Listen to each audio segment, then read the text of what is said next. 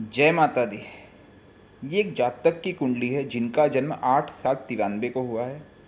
जन्म समय है दोपहर के 1:30। जन्म स्थान है अलीराजपुर, एमपी। इनका प्रश्न, इनका करियर सेट नहीं हो पा रहा है। इनके भविष्य और जॉब से संबंधित इनको जानकारी चाहिए, क्या संभावनाएं बन सकती है। आइए इनकी कुंडली को विस्तार से देखते हैं और देखते हैं क्या प्रॉब्लम है। देखिए, ये कुंडली है तुला लग्न की। तुला लग्न क्यों? क्योंकि लग्न स्थान में 7 नंबर लिखा है। नीचे टेबल देखिए, 7 नंबर था तुला लग्न राशि, जिसके स्वामी शुक्रदेव है। तुला लग्न के जातक वैसे तो बहुत ही सहनशील होते हैं, समझदार होते हैं और वे हर निर्णय बहुत ही सोच समझ के करते हैं, यानी कि तौलते हैं, तराजू। अब मैं इस जातक की बात करूँ, इस कुंडली की बात करूँ, तो इनके लग्नेश शुक्र देवता कहाँ बैठे हैं? अष्टम भाव में। हालांकि वो खुद की राशि में बैठे हुए हैं, तो लग्नेश का अष्टम भाव में बैठना वैसे शुभ नहीं माना जाता है, लेकिन जो खुद की राशि में बैठे हैं, इसलिए I have not much to worry, to be frank. ठीक है, क्योंकि 2 नंबर भी शुक्र देवता की खुद की राशि है। अब अगर हम बात करें इस कुंडली में कि एक्चुअल प्रॉब्लम कहाँ आती है, तो वो आती है चंद्र से। लेकिन उसके पहले हम इस कुंडली की डिटेल में एनालिसिस करते हैं, फिर हम प्रॉब्लम में जाएंगे सॉल्यूशन के साथ। अगर आपको लेकिन कुंडली देखना नहीं आता, मैं फिर से कहूँगा कि आप प्लीज़, रिक्वेस्ट है कि आप हमारे प्लेलिस्ट में जाइए। कुंडली देखना सीखे प्लेलिस्ट है, उस प्लेलिस्ट को देखिए। उसमें कुछ हमने वीडियोस डाले हैं, आप अगर उन वीडियोस को देखेंगे तो आप कुंडली देखना सीख जाएंगे। अब इस कुंडली की बात करें तो द्वितीय भाव 8 नंबर जहाँ पे लिखा हुआ है, उसके स्वामी मंगल है। मंगल बैठे लाभ भाव में, तो धन भाव का लाभ भाव से संबंध होना अच्छी चीज़ है कि आपको कहीं ना कहीं लाभ से लिंक होगा। लेकिन फिर हमें सुबह भी देखना होगा। इस कुंडली की खास बात है कि सब चीज़ एक दूसरे से जुड़ी नजर आई। मतलब जैसे मैं आपको अभी डिटेल में बताऊंगा, बहुत अच्छा योग नज़र आया, बहुत ही अजीब योग नज़र आया। लेकिन एक चीज़, जैसे 5 लोगों की चेन है, जैसे आप कोई भी चीज़ अगर एक सर्कल बनाओगे, सब एक दूसरे पर डिपेंडेंट है, लेकिन अगर बीच में एक कड़ी कमज़ोर हो जाए तो क्या होगा? पूरा भाग्य ठोकर मार देता है। वही इनके साथ हुआ है, इनका भाग्य इनका साथ नहीं मिल रहा है। और कोई बात नहीं, कुंडली बड़ी प्यारी थी, अगर वही भाग्य अस्त नहीं होता तो। फिर तीसरे भाव की बात करूं, बृहस्पति। बृहस्पति के पास एक घर और है, छठा भाव। अब बृहस्पति बैठे कहाँ हैं? वो बैठे द्वादश भाव में। तो कई बार ये कहेंगे कि द्वादश भाव में बैठना नुकसानदायक है। खैर, हम भी मानते हैं, और इस कुंडली में मार्केश भी है, लेकिन अभी बृहस्पति की दशा नहीं है। बृहस्पति की दशा इनको दिक्कत ही देगी, और कुछ दिनों पहले तक बृहस्पति की दशा थी, वो इनको दिक्कत ही दी है। ठीक है, फिर मैं चौथे और पाँचवें भाव की बात करूँ, जिसके स्वामी शनिदेव है। शनिदेव खुद की राशि में पंचम भाव में बैठे हुए हैं। शनिदेव तो अच्छी जगह बैठे हुए हैं। शनिदेव की डिग्री देखें तो 6 डिग्री है, वो चंद्र के साथ युति बना रहे हैं। दिक्कत एक्चुअल में यहाँ हो रही है, चंद्र इनके कर्म का कारक है। अगर आप देखेंगे तो 4 नंबर जहाँ लिखा हुआ पिता कर्म व्यापार, उसके मालिक कौन है? चंद्र देवता। तो चंद्र शनि की जो युति है वो यहाँ बनाती है विष दोष। This is a real problem. और दूसरा प्रॉब्लम है कि 4 नंबर जहाँ पे लिखा है वहाँ कौन बैठा है? बुद्ध देवता बैठे। और बुद्ध देवता किसके मालिक है? 3 नंबर और 6 नंबर के। जब भी नंबर बोलो आप नीचे टेबल देख लीजिए कीजिए, तो 3 नंबर के मालिक अर्थात भागेश अस्त। अस्त देखो, मैंने बुद्ध को गोल किया है। बुद्ध अस्त कैसे हुआ? क्योंकि सूर्य के करीब आ गया। बुद्ध की डिग्री 3 है, सूर्य की डिग्री 22 है। 22 + 8 30, किसी भी भाव में 30 की डिग्री होती है। तो 8 डिग्री और बुद्ध की 3 डिग्री मिला दो तो 8 + 3 11। 11 डिग्री के अंतर से बुद्ध सूर्य से अस्त हो गए। तो बुद्ध अस्त मतलब भागेश अस्त होना। भाग्य अस्त होना मतलब लक का साथ नहीं देना, नंबर 1। और दूसरी तरफ चंद्र शनि की युति ने ग्रहण दोष बना दिया। आप समझ गए मैं क्या बोलना चाह रहा हूँ? This is a real point of concern. तो अगर आप चंद्र शनि की युति का अगर आप किसी पंडित द्वारा, योग्य पंडित द्वारा इनका मंत्र जाप करा करके इनकी पूजा करवा लेते, साथ में बुद्ध का भी करवा ले किसी योग्य पंडित से, तो आपको इसका रिजल्ट जल्दी आने लगेगा। लेकिन अगर आप खुद करते तो थोड़ा समय लगेगा, क्योंकि आप दिन भर बैठ के तो उपाय करेंगे ही नहीं, ना ही आपको इसका विधि विवाद या मंत्र उच्चारण की जो विधियाँ हैं वो आपको पता होंगी। तो योग्य पंडित से करवाएं। अच्छा, इस कुंडली में जो सप्तमेश है वो 1 नंबर लिखा है, वो मंगल है। और सप्तमेश का लाभ भाव में जाके बैठना वो ये सूचित करता है कि आपको विवाह से लाभ अवश्य हुआ होगा, या फिर यूं कहे कि आपको आपकी पत्नी से विवाह के समय आपको दहेज मोटा मिला होगा या धन आगमन हुआ होगा। और यही नहीं, आपकी पत्नी आपके लिए लक्की भी साबित होगी। आने वाले समय में वही आपके जीवन का उद्धार करेगी और आगे लेके जाएगी। इसके पूरे योग प्रबल दिखते हैं, क्योंकि मंगल यहाँ पे धन के कारक है और पत्नी के भी कारक है, और वो लाभ में जाके बैठ जाना वो इस बात का सूचक है। लेकिन कुछ उपाय करना आवश्यक है, तब ये आपका भाग्य साथ देगा।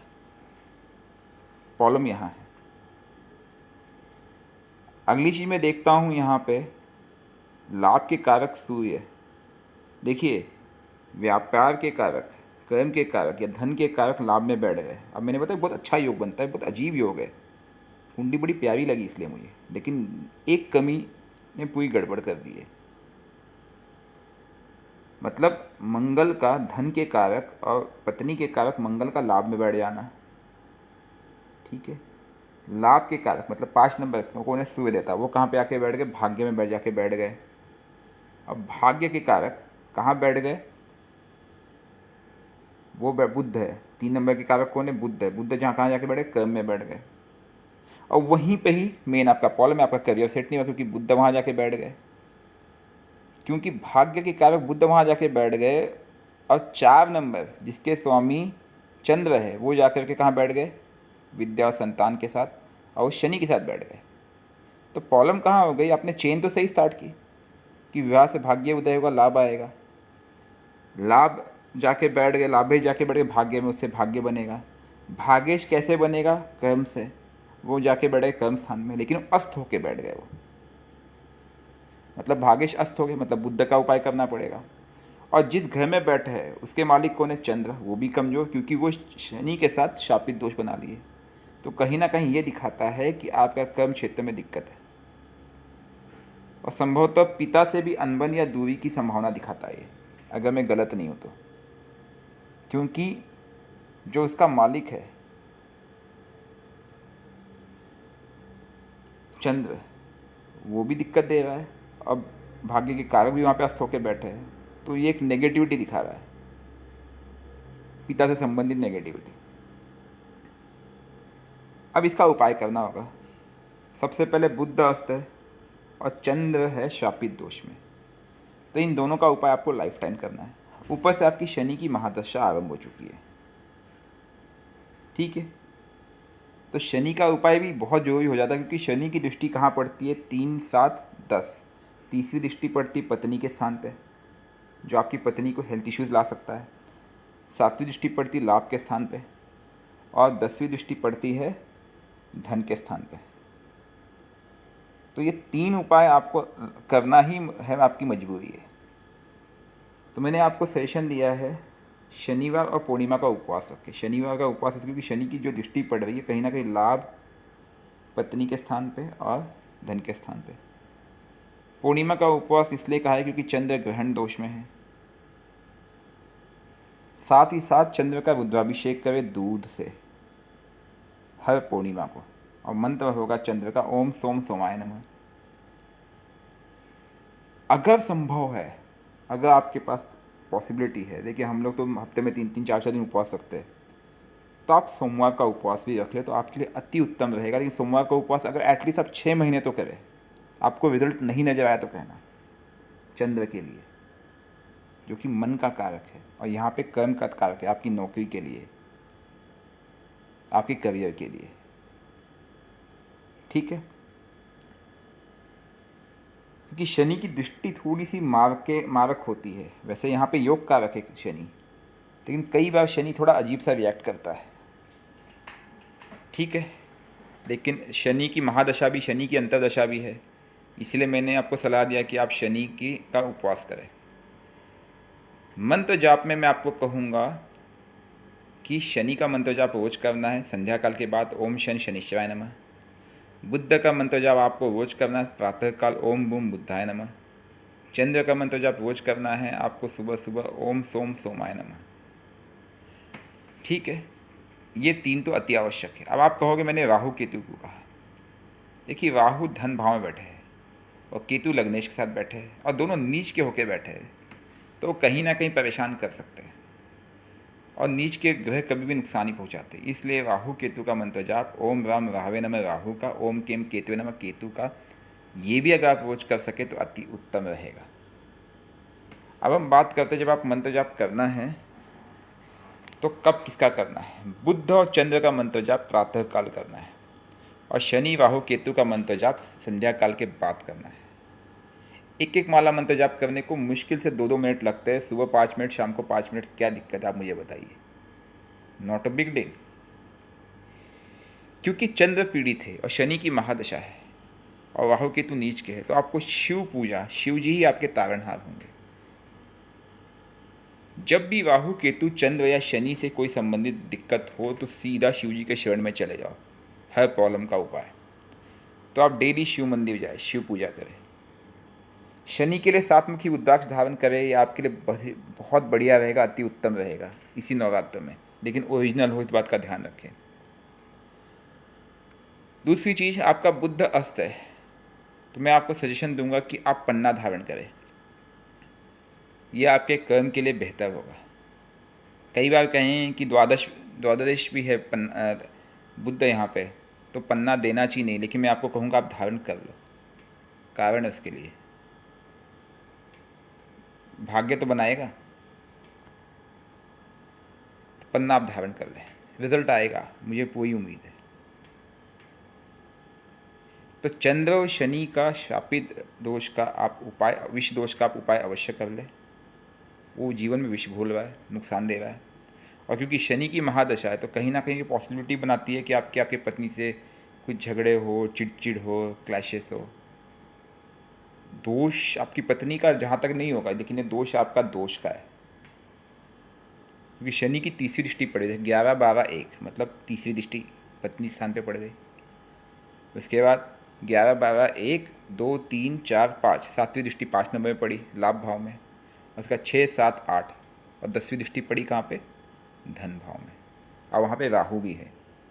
तो राहु पे शनि की दृष्टि पड़ना वो ये दिखाता है एक प्रकार से कहीं ना कहीं पितृ बाधा भी, कुटुंब द्वारा, जैसे किसी ने कुछ करवा दिया हो। लेकिन ये सब हमारे कुंडली के योग से ही बनते हैं, मैं आपको बता रहा हूँ। तो अगर आप शापित दोष का उपाय करते हैं, आप बुद्ध का उपाय करते हैं, तो उसका इफेक्ट कम हो जाएगा और आप तुरंत रिजल्ट जल्दी ही महसूस करेंगे। अच्छा, 7 मुखी रुद्राक्ष आप तभी धारण करेंगे अगर आप प्योर वेजिटेरियन हो। नॉनवेज लोग अगर रुद्राक्ष धारण करते हैं तो नुकसान करता है, बैकफायर करता है, इस बात का ध्यान रखें।